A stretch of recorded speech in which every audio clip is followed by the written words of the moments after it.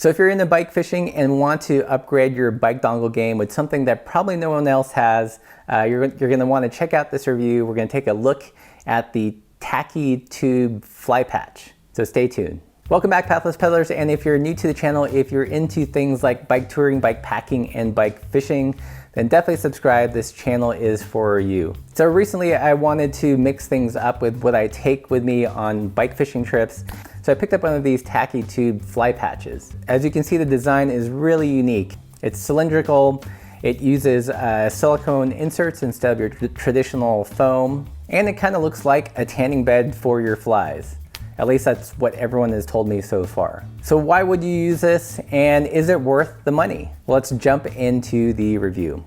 The main function of the Tacky tube is that it's a fly patch, which is kind of different from a fly box. A fly box is where you kind of store your flies before use, and a fly patch is where you put your flies on after you've used them and you want them to dry out. That said, if you are going really light, you could use a Tacky tube as both your fly box and a fly patch. So now that we live here in Montana, there's amazing fishing everywhere, and I pretty much carry my tackle with me everywhere I go. So the Tacky tube in that instance makes a perfectly acceptable fly box.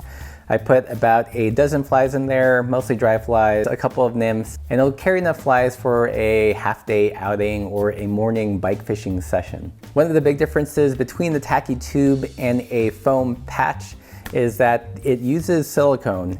So instead of piercing foam with the hook point, so what you do is you actually slip the hooks into the silicone slits and they self-seal.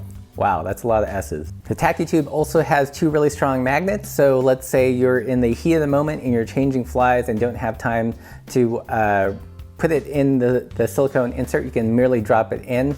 And in theory, at least, the magnets will catch the fly midair. One thing I really like about the Tacky tube, and it's actually one of the main reasons I bought it, is that it has these little lanyard holes in there. And this particular one I got came with a silicone mini lanyard. So you can clip it onto your waders, or if I'm wearing just a buttoned up shirt, I like to loop it around one of the buttons, and I have quick access to the flies. I don't have to go digging in the pocket and accidentally dropping things out of my pocket in the water. Another interesting design feature is actually how the Tacky tube opens.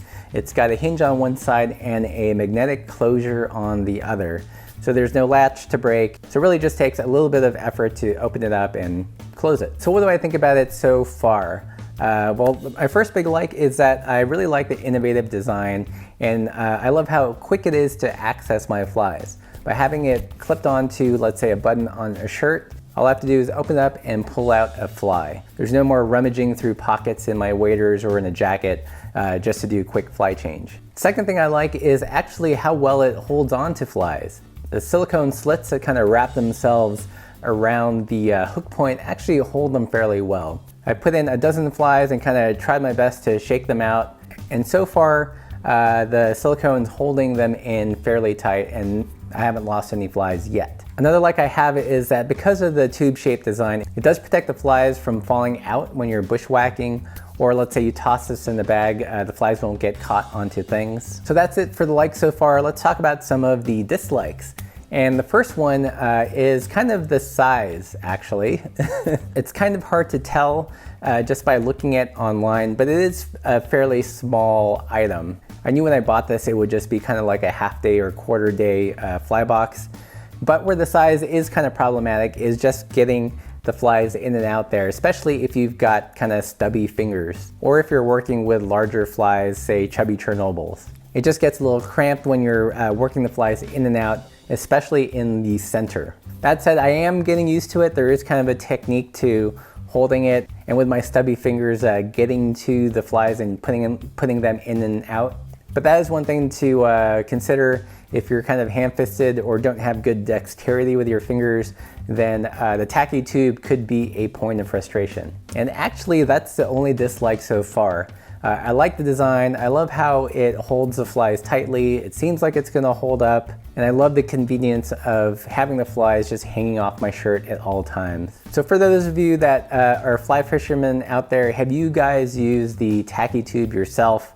What do you think? Is it just a weird and strange design, or does it actually provide some unique functionality? I'd like to know. Leave those in the comments below. If you guys have any further questions, leave those in the comments and I'll be sure to answer those. And if you want to get your own, check out our affiliate link description. We will get maybe 20 cents if you buy one. So if you like this video or found it helpful, you know what to do. Don't forget to subscribe, and thanks for watching.